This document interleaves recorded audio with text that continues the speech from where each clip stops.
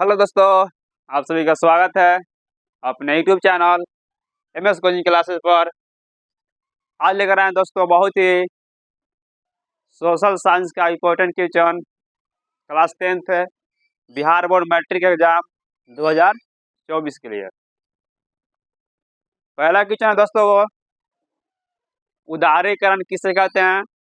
दूसरा क्वेश्चन है दोस्तों निजीकरण किसे कहते हैं। और चौथा क्वेश्चन है दोस्तों कि वैश्वीकरण किसे कहते हैं। चलो दोस्तों, इसको हम लोग याद करेंगे बहुत ही आसान तरीका से, बहुत ही आसानी भाषा में, बहुत ही सरल भाषा में इसको याद करेंगे एकदम देहाती लैंग्वेज में। चलो दोस्तों देखते हैं, पहला क्वेश्चन है उदारीकरण किसे कहते हैं। उदारीकरण क्या होता है, उदारीकरण का मतलब क्या होता है। उदारीकरण, उदारीकरण ऐसे देते उदार लगा एकदम उदारवादी लगता है। उदारीकरण किसे कहते हैं। जैसे उदारीकरण का अर्थ दोस्तों सरकार द्वारा लगाए गए, उदारीकरण का अर्थ सरकार द्वारा लगाए गए सभी अनावश्यक नियंत्रण तथा प्रतिबंध को हटाना ही उदारीकरण कहलाता है।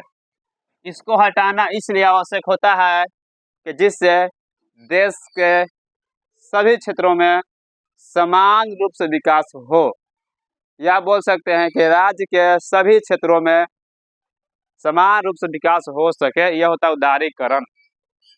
उदारीकरण का अर्थ होता है दोस्तों कि सरकार द्वारा लगाए गए सभी अनावश्यक चीजों को,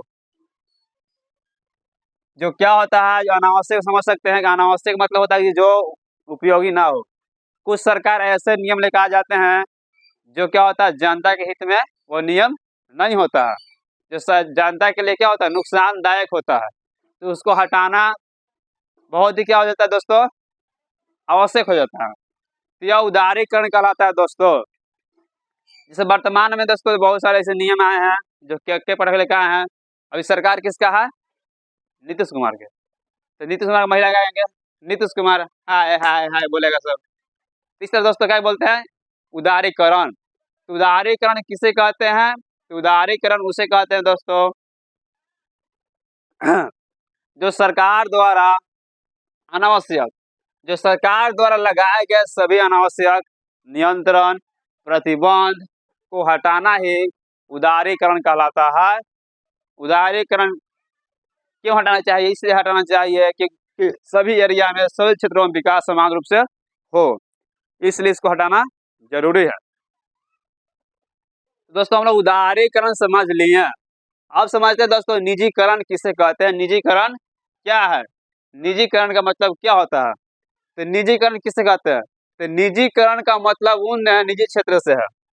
निजीकरण का मतलब उन निजी क्षेत्र से है जिसके द्वारा सार्वजनिक क्षेत्र के उद्योगों पर पूर्ण रूप से या आंशिक रूप से स्वामित्व प्राप्त करना है तथा उसका प्रबंधन करना है निजीकरण कहलाता है।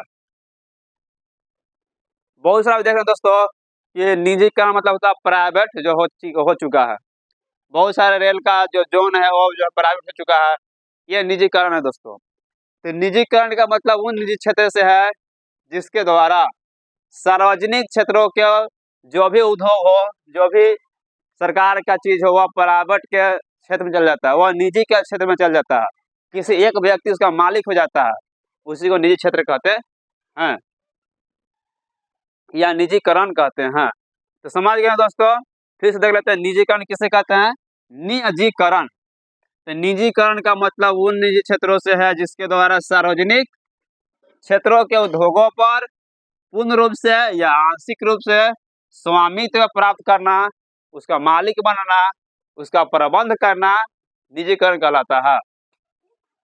तो निजीकरण कैसे लोग समझेंगे दोस्तों, समझते हैं जब देखते हैं किसी का शादी होता है तो जो लड़की क्या होता है अपने पति के संदर्भ में वह स्वामित्व यानी उसका मालिक हो जाता है।